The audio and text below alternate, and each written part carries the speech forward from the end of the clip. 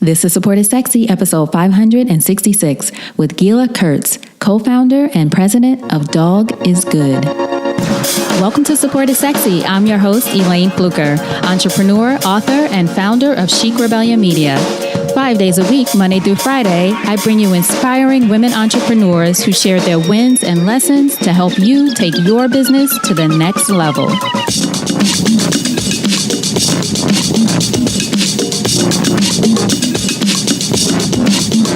Here we go.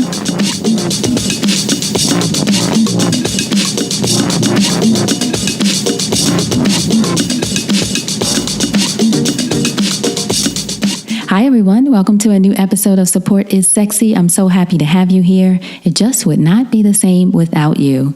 And on today's episode, we speak to Gila Kurtz. And Gila is the founder or co-founder, I should say, with her husband and the president of a company called Dog is Good. And I enjoyed this conversation with Gila, not just because she's great, of course. We had a great conversation, but also because she's had her business for, I believe, over a decade. And we dove into some of her greatest lessons learned having her business that long. Also, how she continued to grow through things like licensing, how to build a team, actually a passionate team, which she calls a winning pack, and also how to thrive. She talks a lot about discipline in this episode, her morning routine, how she gets through her day. So we want to find out from women who have had businesses for several years, how they sustain, how they take care of themselves, and of course, how they get support. So I appreciate Gila for sharing all of that with us. So now, without further ado, Gila Kurtz. So Gila, thank you so much for joining us for an episode of Support is Sexy. I'm excited to have you here. I am too. I'm happy to be here, and thank you for the chance to connect with you. Of course. So our first question, when did you first fall in love with entrepreneurship? Let's see. Falling in love with entrepreneurship. I really fell in love with entrepreneurship truly when I became a military spouse. It kind of was a necessity. As a military spouse, we move every couple of years. And so I really needed to find ways that I could stay busy, feel like I had a sense of purpose, and also generate income when I was only going to be somewhere for a couple of years. So although my professional background from college was as a teacher, I embarked on a variety of different things that I could do as an entrepreneur that was also portable out of necessity because I needed to move every couple of years. Right. And what year was that when you started that? So I was about 23 years old. And from there, and my first venture really into the world of entrepreneurship was selling lingerie in home party sales. Who knew that you could make so much money selling lingerie in home party sales? But that's what I did. And right. That's when you host the parties and people come and buy whatever the product, the lingerie and pieces that you have and get to try them on and that kind of thing. Exactly. And I discovered very quickly how easy it was for me personally to share things that I was excited about and to talk to people and build relationships, which was also really key since moving every couple of years, I needed to be able to dive right into the community and get involved. And so starting that kind of business really helped with that. But through each move, more opportunities opened up. And so going from selling lingerie to, and the next move, selling skincare and healthcare products, to opening up a gourmet coffee vending business, which I did in another location, to starting a dog training business, which is what I've been doing for the past 18 years, along with other business ventures that have been developed as a result of those experiences. How did you decide when you moved from, I would imagine, city to city, or maybe you were going country to country even, being in the military, how did you decide what business to start where? I needed to look at things that were fun and things that I believed in. I don't think that there's anything that you can do or pursue if you're not passionate about it, if it doesn't resonate with your core values or who you are as a person. And so those kinds of things that sparked interest to me were basically things that I just found fun or that I was currently using. And really, it was important for me to have something that I could be doing on a daily basis to get myself into the community and to get involved, to make friends and to connect with others.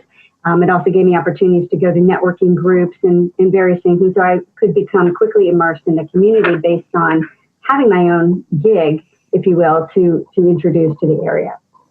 Now, where did you grow up? Well, I would say most of my years growing up were in Virginia, Northern Virginia, right outside of D.C. And then once I graduated from college, took a job teaching at a high school in Maryland, just outside of Baltimore. And those first couple of years was when I met my husband, who, military officer, basically swept me off my feet. And the moving every 2 years ensued. An officer and a gentleman. Exactly. Now, how would you describe yourself as a young person growing up in Virginia? I would describe myself pretty much as the same person I am today. Super energetic, very, very disciplined. We talk a lot about that with people that I surround myself with. And just somebody that was an early riser, very focused, very committed to tasks or projects that I engage in. And that's pretty much stayed with me my whole life. A level of discipline, the ability to have good habits, goofy, fun, and I think all of that's pretty much stayed with me. Positive. I think that's also been a key component in growing up, facing various challenges and knowing how to circumvent those just to continue to move forward. What are some of the ways that you would say that you're disciplined and that discipline has helped you as an entrepreneur? Well, one thing where I feel incredibly disciplined is in terms of my commitment to personal goals and aspirations. My morning routine, very, very structured, is very routine, and it's non-negotiable. And what's your routine? Well, I get up really early, and I do that naturally. People always freak out when I say I'm up at 4:30 in the morning, but I've always been able to wake up really early. And so my routine, which really I developed as a very serious habit about 5 years ago because my earlier routine was not working for me, and that was getting up and immediately diving right into the workday.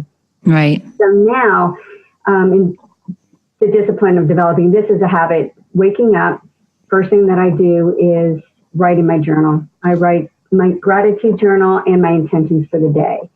From there, I read something from a book that provides me with inspiration or education in areas that I have interest. And then following that, I meditate. And then following that, it's time for the workout. And that's really how I begin my day every day. It's probably a 2-hour process. Also walking my dogs, although this past month I haven't been able to walk my dog because she's injured. But overall, that would be my morning routine instead of just diving right into work. And that really does serve me well because it puts my mind in the right state. It gives me the fuel and the energy that I need to feel good and to be energized and to show up in the way that I need to show up for my team and for myself. And so that's been really important. Also, I've always been the kind of person that does what she says. If I say I'm going to do something, I'm disciplined enough to see it all the way through, just simply because I don't like to give up on myself or others if I made a commitment to them. Thank you for sharing your morning routine with us. I think it's, I think it's important. I started doing it too, have been doing it for years now. And I love what you said about it being non-negotiable. And do you feel like, and I feel like that's the only way it actually sticks is when you make it non-negotiable. It's sort of, I'll try this and I'll see what happens, then a couple of days. And I've done that with other things. I'm not perfect, certainly. I'm like, I tried that for 2 days and then I didn't stick with it. That's why it didn't work. I didn't make it non-negotiable. But I'm curious from you mentioned that a few years ago, I think 5 years ago, you had a different routine and then you changed to this one. Can you give people who might be either wanting to start a morning routine or struggling, what was it that helped you sort of officially make the change? Did you just decide that you were going to do it, or did you have some bumps along the way? Yeah, no, I decided I wanted to do it and just did it. And what it boils down to, I think, in moments where you're seeking change in your life, most of us seek change because what is going on isn't serving us well. And, right. Inadvertently, whatever doesn't serve us well ends up not serving the others around us well either. So we tend to seek change when something's gone not right, when something's awry for us.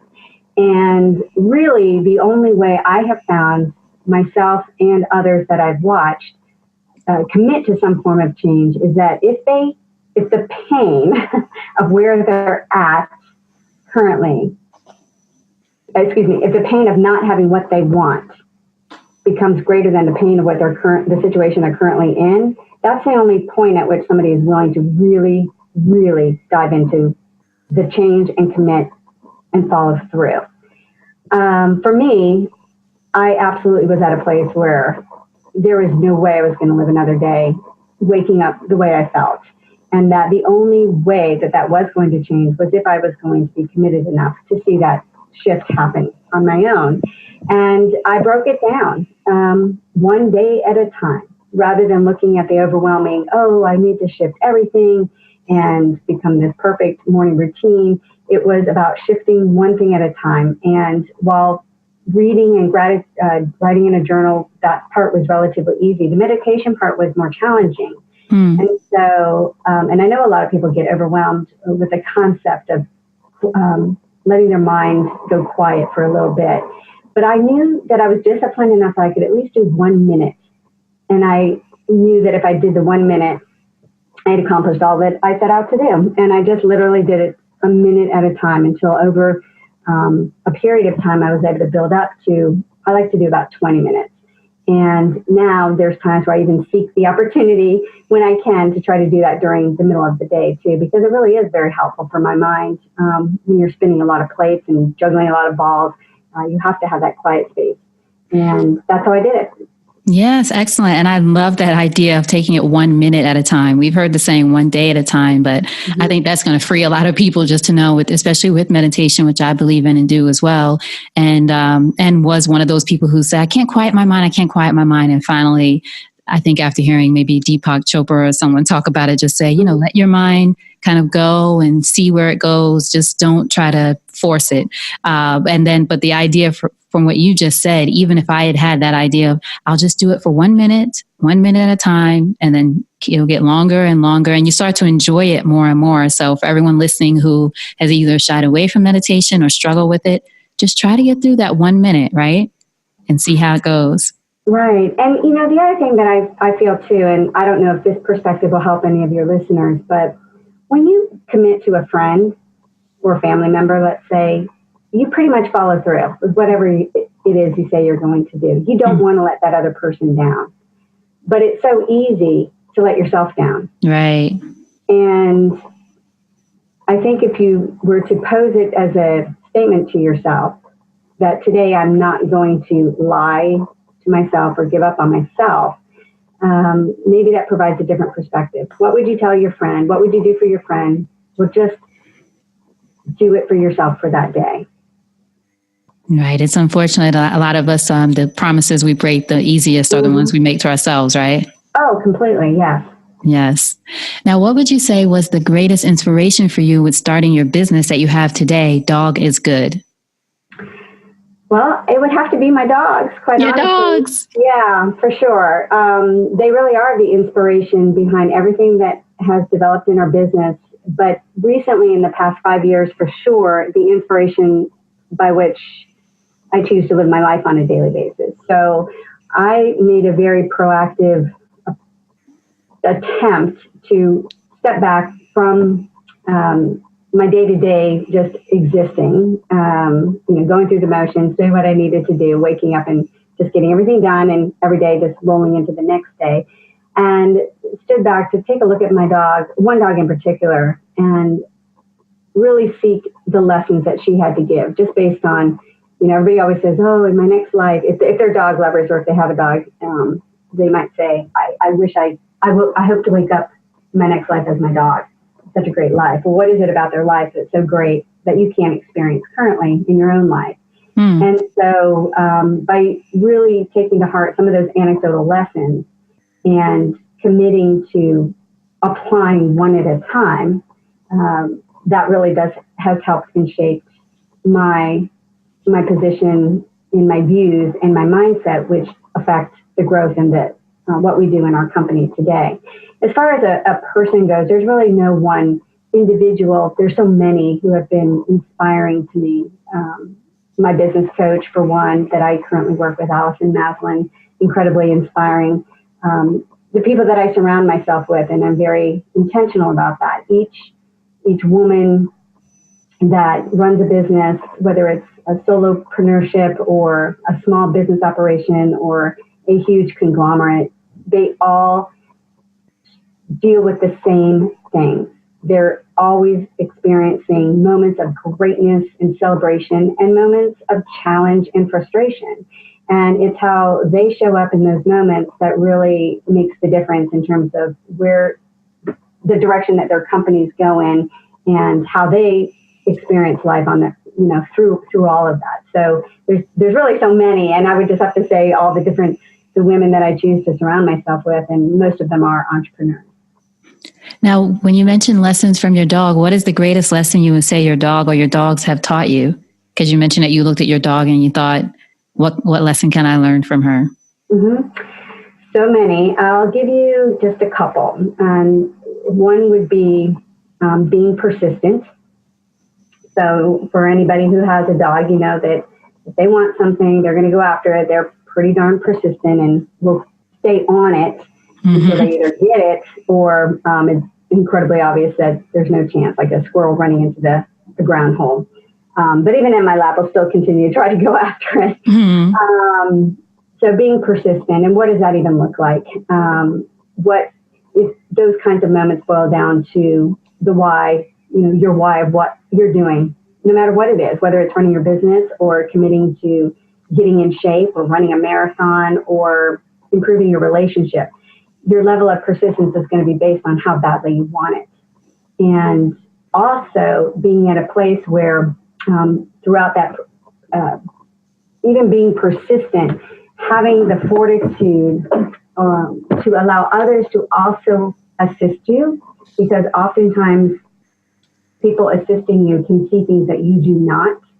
And sometimes when you're so persistent and driving towards your goal, trying to break through obstacles that are in the way, if you only move maybe 2 feet to the right, maybe some of those obstacles aren't there, or you discover something that was so important right in front of you the whole time, but because your head was down, you couldn't quite see it. So I think persistence is really key. The other thing is that the ability to just be present. Yes. That's something I hear a lot of people seeking, and it's such a struggle for many people. Technology makes it incredibly difficult. Being present and mindful. And I think, again, it's a commitment that one needs to make to themselves and be really cognizant of it. So in that practice of being present, which is challenging for me many times, like it is for most people, but one practice that I started to implement is a new nightly routine in which I spend a lot of time on reflection, asking these questions. What went well during the day? Where did I shine? And where could I have been better? And in starting this practice of reflection, it's enabled me to note in those moments when I'm getting a little off course. For example, somebody coming into my office and talking to me. Maybe I'm listening, but I'm also finishing up an email. Okay? Well, by reflecting on that at the end of the day, okay, where did I not stay in alignment with my goal of being present? I can, the next day, be more aware. So when they come in the office again, I can stop. It makes you more conscious of where you're at and how you're showing up and how you're behaving. So being present would be the other one. And then the last one would have to be making time for play. Making time for play, yes. Yeah. Dogs are great to remind you because they're going to want to play. They will play all the time, take every opportunity to do so. They do not put that off for anything else that's going on. Right. They don't care what kind of day you had. It's time to play. Exactly. And I think that in our busy lives, we do get caught up and forget how to play. And although we may need to schedule that in, by doing so, it frees our mind up in a completely different way. It connects us to people differently. And it just changes our physiology because we're experiencing something fun and enjoyable. And then that carries over into the other things that you do during the day. The greatest lesson that I learned from, and I had dogs growing up, so, as a child, never thought about this, but as an adult, certainly, I guess, just paying more attention, looking at them differently, or just like you said, sometimes we're just searching and the answer comes, you never know, through your dog. But the fact that sort of like what you said about presence, but also for me, the joy that our dog feels like when I come into the house, just pure joy in that moment. He's not thinking about what happened 5 minutes ago. He's not thinking about what's going to happen 5 minutes from now. It's very in the moment. I'm so happy to see you. Where have you been? Even if I've been gone 5 minutes, where have you been? I'm so happy. So just that pure doggy joy, whatever that joy is, they're so happy to see you. And not even happy to see you obviously feels great. But honestly, for me, I would have moments where I'd be like, he's so in the moment. Like you said, just present, not thinking about what happened and a lot of us, especially as entrepreneurs or just, living our lives, we're always thinking about what happened in the past. What's basically the power of now, like Eckhart Tolle says, right? It's all, dogs get it. We don't. And it's like not worrying about the past and thinking about the future. So that would be my lesson. Oh, that is the greatest lesson. And I always say whenever I travel, my favorite part of travel is my first 2 minutes home. And what's interesting about that, every person who has a dog that I speak to, they identify with those moments. I call them those first 2 minutes home. And I guess my challenge to many people is imagine if you showed up that way for others. Yeah. Imagine if your ability to be so present left that individual feeling that same level of joy and positivity. Acceptance. As your dog makes you feel. So I'm so glad you brought that up because that is so true. Such a great lesson. And that too about the fact that they are in the moment and they're not judging you based on some mistakes that you've made, obviously, unless you've been abusive to them and they have some trauma, which God forbid. But other than that, they have no judgment of you. They're just happy to see you and happy that you're there. So all about it. Exactly. So tell us then about the company, Dog is Good. You mentioned it was inspired by your dog, but tell me about creating products, not for dogs, but focusing instead on the dog's humans. Yeah, exactly. And really it's such a good segue because it is kind of based on this first 2 minutes home, but Dog is Good is a lifestyle brand for dog lovers. And its intent was to really celebrate the dog-human bond and the positive effect that each have on the other. And so the products and everything that we create is for the human at the other end of the leash. And when you describe your first 2 minutes home, as you just stated, and how one feels, when people ask me, like, what is it that you sell? That's what I sell, the first 2 minutes home. Every product and every message that we create is designed to evoke that same level of emotion that one feels in the presence of their own dog. It just reminds them of how great it feels to be present with their dog. So when we first started off, we knew that we wanted to be we wanted to strive to be an internationally recognized brand specifically for dog lovers.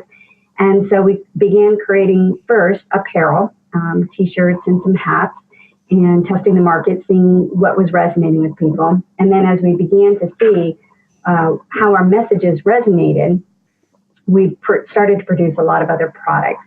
And so now we create apparel, gifts, home decor products, all sorts of gift items, and license the brand to other manufacturers who use our designs on their products. And that can be anything from puppy pee pads to shower curtains to car air fresheners, to bedding. I mean, you name it, people are putting our designs on it. And that's very exciting for us as well. And so our products, we sell mostly wholesale to retailers all across the country, but we do have an online e-commerce. And what I'm most excited about is we've just launched a new opportunity for other people seeking a way to have a business of their own around their passions for dogs. And they do so using our brand. So the Dog is Good PopUp Shops we just launched this year and are helping women and a few good men around the country have their very own business utilizing our brand. And that's been unbelievably rewarding for me to give back in that way and give people that sense of entrepreneurship that I've enjoyed over the past 10 years. Now, how long have you had Dog is Good as a business? Has that been 10 years or that's just been the last? This is our 10th year. This is your 10th year. Okay. So talk to us a little bit about what you mentioned with licensing and how that works for anyone who's interested. So I know you said you sell primarily wholesale, you have your e-commerce, but how does licensing work? Is it just your design? Is it the name of the company? It can be both. Right now, it's mostly the design, and it's different manufacturers and all different types of industries, and they will take our designs, our messaging. Sometimes we create unique designs and messages for them as well, and they just put those on their product, and we adjust the art to make sure that it fits the medium of the product that's being sold. And then they get it into their distribution channels, their own retail. Oftentimes, we have some larger accounts that it's great because they'll ask for a particular product, let's say a cleaning product for odor removal or stain removal. And so we can, there's a company that licenses our designs, and as a result, they were able to get all their product into this key account. So and when those products are sold, Dog is Good gets a royalty of the sales of that. Okay. And it's and you work it out so that it's a ongoing royalty? Is it for a limited amount of time, or can contracts be different depending on the deal that people make? Every contract is different, but it is designed to be for an ongoing, long-term relationship. And we do what we can to support the licensees with new designs and access to accounts. For a lot of people, a lot of these companies, Dog is Good is a brand that enables them to get access to the pet industry. Mm-hmm. We're very well known in the pet space, and many companies these days know that they want to be within the pet vertical because it's seemingly recession-proof, and this gives them a way to do so.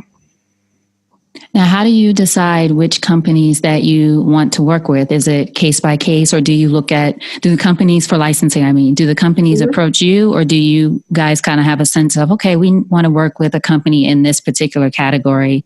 Exactly. Yeah, it works both ways, actually. Okay. There are companies that seek us out specifically, and then there's certain product categories that we say, well, we don't want to manufacture this. Let's see if they'll license us, and then we can get the product into distribution. So that's the other way that we do it. But as far as selecting it, for me, I'm very particular in terms of, does the value of that company or the people who are running it or the people we would be working with, do they share some similar values as us? We strive to be easy to do business with, and we look at others, are they easy to do business with, or is it going to be a challenging relationship? We want it to be an ongoing, supportive relationship, and so whoever's running the company also, it makes a difference who we're going to be working with, and we want to make sure that the products are of good quality and that they're being sold in places that we want to sell. Right. So last question on licensing. Mm-hmm. Do you think, obviously I'm intrigued, right? Do you think that, or is there a certain point that you would say that companies, for the women entrepreneurs listening, should consider licensing? Like, did it start for you early on in your business of having Dog is Good, or was it later on after the brand becomes well known that you start having those conversations? So could people, for example, set out in the beginning to say, I want to license my brand to other companies, or is that something that just is a over time kind of thing? Well, you set out with the intention, let's say. For us, it was a few years in before we got our first licensing contract. And so to license something, there needs to be some sort of background or benefit to the licensor, the licensee, the person who's licensing the design or the message, whatever it is that you want to get out there. But what I love about it is the fact that it's an additional revenue stream. Right. So in any business, one needs to look at the different revenue streams that are possible and have a strategy around how to build each one, so that at any one time, if one were to take a dip, whether it's an economy or a weather-related thing, that they have another source of revenue that can support the company. Mm-hmm. Now, when you started with your designs originally, did you all make sure that you had obviously original designs that you were putting on T-shirts and that kind of things? Because you said T-shirts was sort of how it started, right? Yes, exactly. We needed to make sure that everything that we created was original messaging. And to this day, it still is. Mm-hmm. One of the ways that we would research that, of course, is anytime we came up with an idea, the first thing you do is go and check trademark. Right. Is this already in commerce? And you think it's such a creative idea, but really other people have done it. And to that, we have a number of trademarks on our designs. And over the years, there are others who use those. Maybe they didn't realize that it was a trademark message, or maybe they outright copied a design. But either way, when you do come up with something, you want to protect yourself. And so if it's something in particular that you plan on licensing, absolutely need to be protecting that intellectual property. And you mentioned the Dog is Good pop-up shops that you created for working with other entrepreneurs or helping other people become entrepreneurs. How does that work? Well, that is the piece that I'm probably the most excited about right now. I really, really am. I love this. So we have developed a system by which anybody, everybody is a dog lover that's doing it right now, where they can basically have their own retail business using the Dog is Good brand, but without all the headaches of the brick and mortar. They don't have a brick and mortar. They don't have employees. They can basically set up wherever they want. And so many of these women and men are choosing to do events. That's an obvious one, where they can set up a pop-up tent and they merchandise their entire booth display with Dog is Good. And that the fact that it is a Dog is Good branded booth is what has really helped them to become successful, because it's like going into a store from the customer standpoint versus, a variety hodgepodge of different things. So it's very merchandise, and there's a full theme, a full story around it. And because we have all the licensees, it enables them to carry a broad spectrum of product lines. But what's even more exciting is these individuals are setting up everywhere. So they might go into a company, let's say, and be in the cafeteria during lunch hour. And they're generating income for themselves that they just never imagined. And they're just having so much fun because they're around other dog lovers and they're talking about dogs. And when you're in an environment like that, it's just a feel-good kind of vibe. But that's been really exciting for us. I have been selling into retail stores since the start of our company, and I don't think I've ever had stores consistently call me and talk with me about their goals, their dreams, how grateful and thankful they are to be connected to the Dog is Good brand and have this as an opportunity. And so from that perspective, in my personal world, it's what we're doing things for, right? To make a difference. And I really feel this is making a huge difference for all these individuals who are looking either for a side hustle, or several of them are doing it full time. They're leaving their careers. They're just having fun and setting their schedule and just enjoying. But the beauty of it is, although they're in business for themselves, they're not by themselves. We have a structure, we have training, we're building a community around it. And I'm just thrilled. I'm just thrilled watching these people thrive. It is the best feeling. It sounds like a great idea. Is it almost like a franchise, but it sounds like it has a lot more flexibility? Yeah, you don't have to open a brick and mortar location kind of thing. Exactly. It's not a franchise, but there's a lot of flexibility, and it's their own business. How do you find the individuals who want to participate, or at this point, are they coming to you and saying, I would love to do this? Is there a program or a process that you put people through? Yes, actually. So what really prompted the whole thing was that we had a couple people who were doing this on their own, and individuals would see them at events and reach out to me and ask, oh, I saw a Dog is Good booth somewhere and I would love to do this. Is that something that I can do? And so this past year, after having a few phone calls like that, I thought, oh my gosh, wait a minute here. Let me stand back for a second. We are onto something. We could be helping all these people build their own business with our brand and support them and provide, marketing support and training and everything. And we basically just decided to actually launch it. And so we started the launch with Facebook ads, and we would get people calling. They go through a process. They're learning about the business opportunity, and it is a business opportunity. And then if They loved what they saw based on the information they were reading or gaining access to through some of the videos that we had available for them to review. They would schedule a phone call with myself and the program director. And we would explain it further and answer questions and help them find ways that they could launch the business. And then these people are so excited. So they're launching, and then we're providing the support to make that happen. Do you provide them with the products as well, or are they responsible for that? So they are responsible for that. It is their own business. So they are purchasing products from us at wholesale cost. Mm-hmm. Actually, they get it better than wholesale cost because that's one of our commitments to them, is to help them really grow their business quickly and generate some good profit margins. And we help them with the selection, and it's all based on where they want to do their business, how often they want to do their business. So we have packages that they can select from, and then we customize those based on each individual needs. And then we coach them specifically on some of the other materials that one would need to open their business, such as displays, how to set it up, how to merchandise, how to communicate with people coming in, how to also develop a plan. You know, it's not just about going out and finding a place to do your pop-up shop. It's really sitting down, just like any business.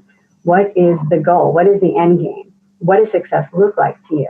And then crafting the growth of your business around that vision.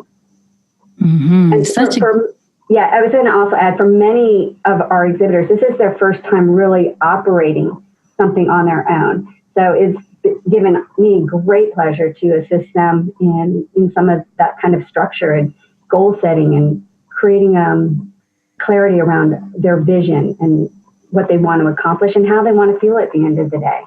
And so being able to impact them in that way too has been fantastic.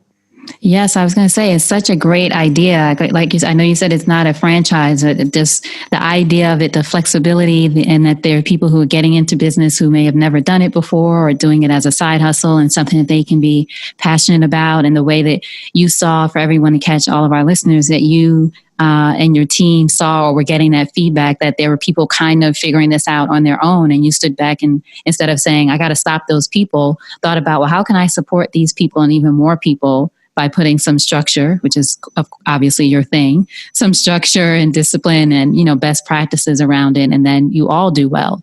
So it helps the company. And I'm sure, as important to you, it helps these other women and a few good men. I say that all the time too. Yeah. A few good men get started in business. I just love the overall concept. It just sounds. Thanks. And we're creating community around it. So through our private Facebook group, we have witnessed these friendships forming and developing, and the support they give each other, and how they are complete go-givers as well. Never coming from a place of a sense of competition. I mean, the country, quite honestly, is so wide open. There's so much opportunity. At this point, we have less than 50 pop-up shops around the country. So there's an enormous amount of opportunity to have this as a business opportunity for oneself, but just to see the willingness to share ideas and to support and encourage and cheer each other on is fantastic. And we're going to do our very first conference for these individuals in March here in California. So I'm super excited about bringing them all together and really, really creating a foundation from which they can grow personally and attract others who want to do the same. Right. That is excellent. Now, tell us about this concept of building a winning pack for ourselves. That's something I saw either on your website or somewhere else. What does that concept mean for you? Well, when there's a pack, obviously there's a leader. So I think building a winning team in any situation is critical. And being able to identify an individual's strengths and have them placed in that core competency.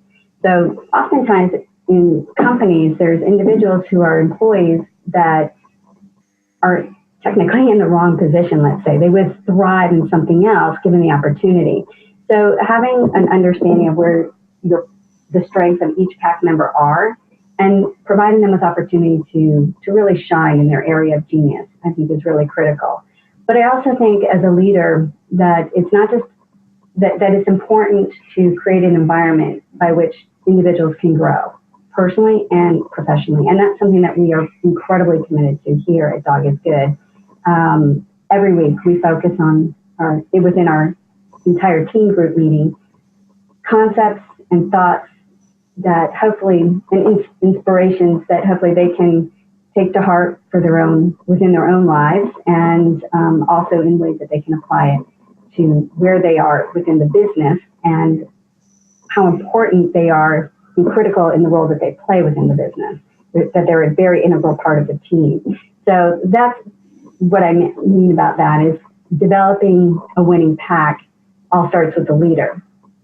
And to become a good leader, you got to become a great person. And so really at the end of the day, anything that has to do with leading a pack always boils down to who you're looking back at in the mirror and what you've done for yourself so that you can truly lead as you need to lead and empower those on your team to rise to the occasion within their area of greatness.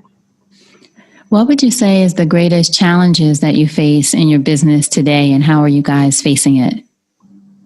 I would say the biggest challenge right now is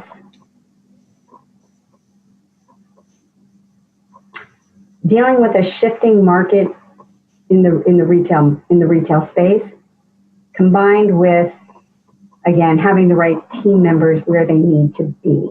So shifting like to online, you mean, or shifting how? No, when you're in an industry that sells mostly to wholesale business, and there's a lot of shifting going to the online business, but not completely. I think a lot of retailers end up falsely being too concerned about the shift to online. The fact of the matter is consumers are always going to seek opportunity to shop within a retail location, but they need to shift how they operate their retail business to make it more enticing and to engage their customers on a level that they may never have done before. And so to that, because we are selling to retailers, we've shifted a lot in how we do business as well. As a company, we never want to sell product. We want to be a partner and to help. So we bring a lot of resources to the table.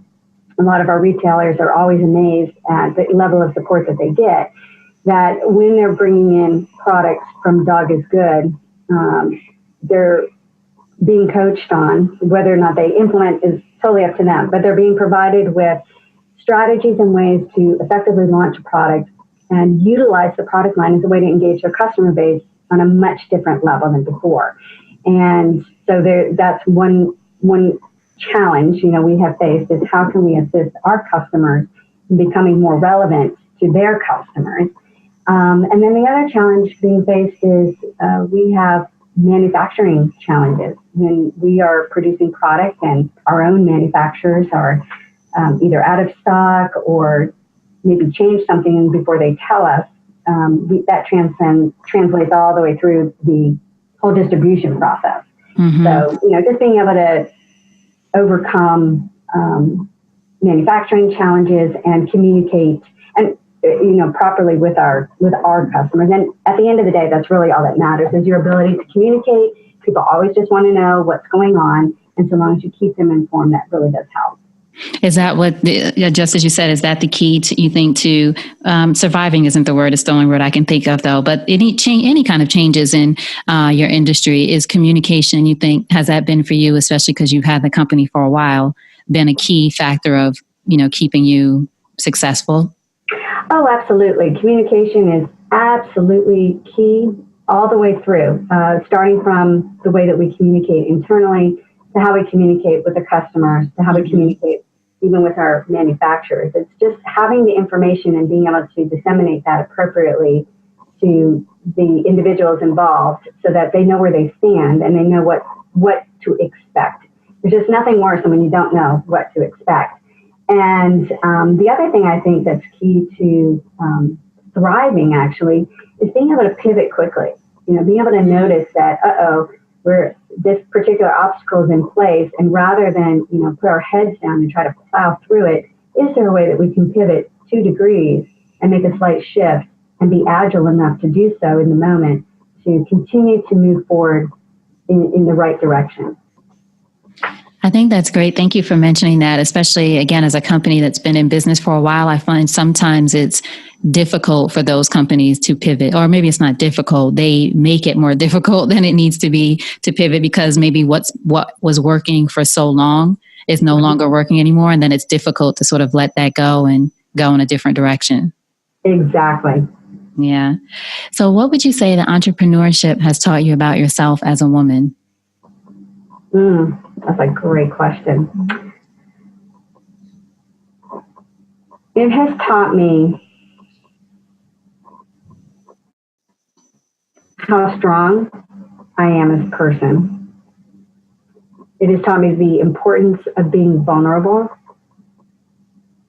And it has taught me the power of focusing on my own personal growth. That's what I would say. In what ways have you focused on your own personal growth? That's a daily practice. Mm-hmm. That's really taking the time to be intentional on how you want to show up each day. So one of the things when I am journaling, following what I write about gratitude, is I answer this question, or statement rather. Today is one day in my life. I've got 24 hours in it. And once those 24 hours are gone, they're gone forever. I will never get them back. So how will you be today? And then I just write down 3 things. Today I will be smiling at everyone that I can. Or today I will wait 5 seconds before responding to something. Or today I will choose to be extra focused and set limitations on distractions. So when you are intentional about that, that does make a difference. I consistently read. I consistently listen to podcasts that fuel my mind with the right information. I protect myself with a vengeance. Mm-hmm. Negativity and people with energy that just pull me in a place I don't want to be. All of those things I think are about personal growth. And then the other aspect is in the evening, that taking those moments to reflect on how that went. Did I do all those things? And, obviously no one's perfect. So in those moments where you didn't, you're so much more cognizant of it the next day. And, but also taking time to recognize where you have seen growth. And the other thing is taking time at the end of the year to look back on the year and all the things that you did accomplish and where you did grow and how you are showing up differently. So I feel that in improving myself, it has enhanced my ability to lead others. But it's a work in progress. I'm always going to continue to strive to be a better version of myself. So in closing, Gila, if you think over your life and career and you had the chance to thank only one person whose support was critical to you personally or professionally, who would that be and what would you say?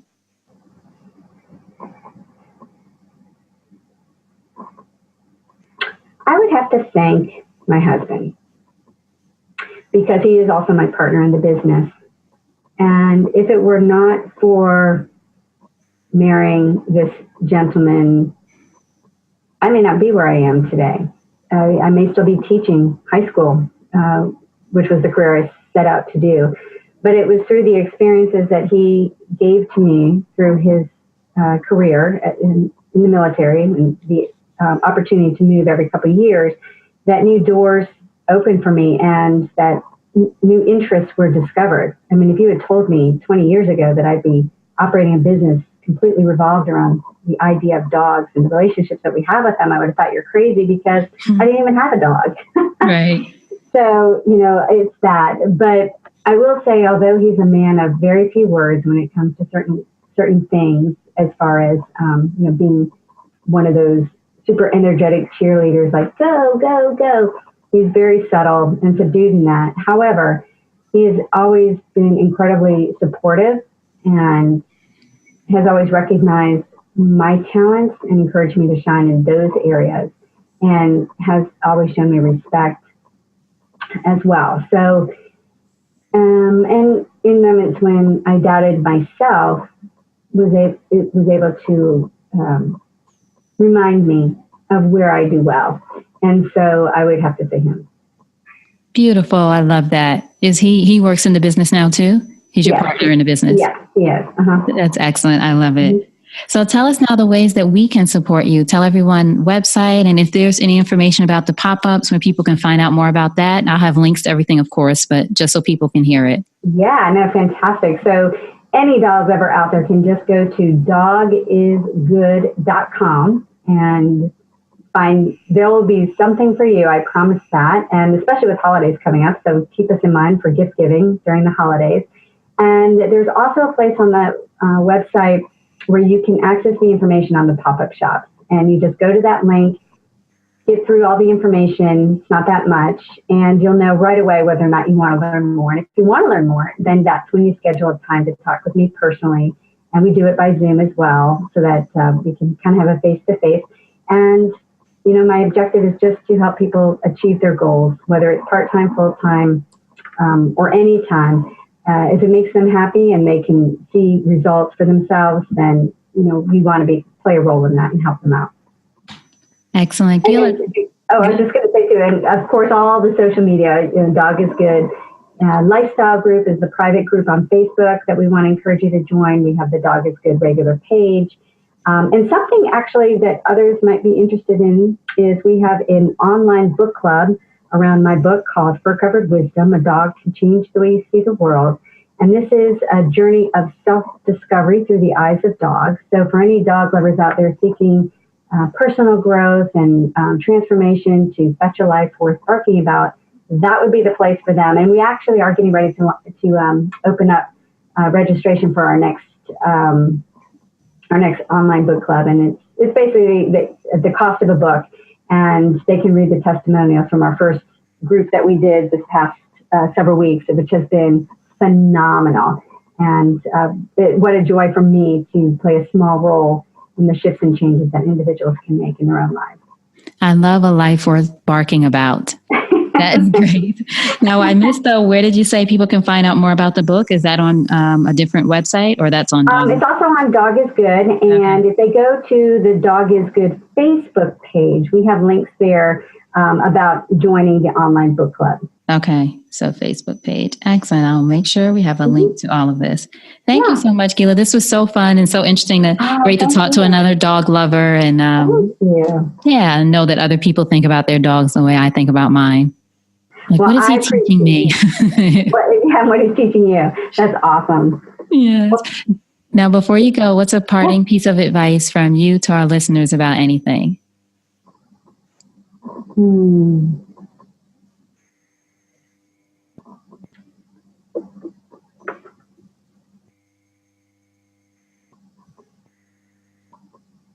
I would say one of our key messages in our line would be a good thing. And that is, never walk alone.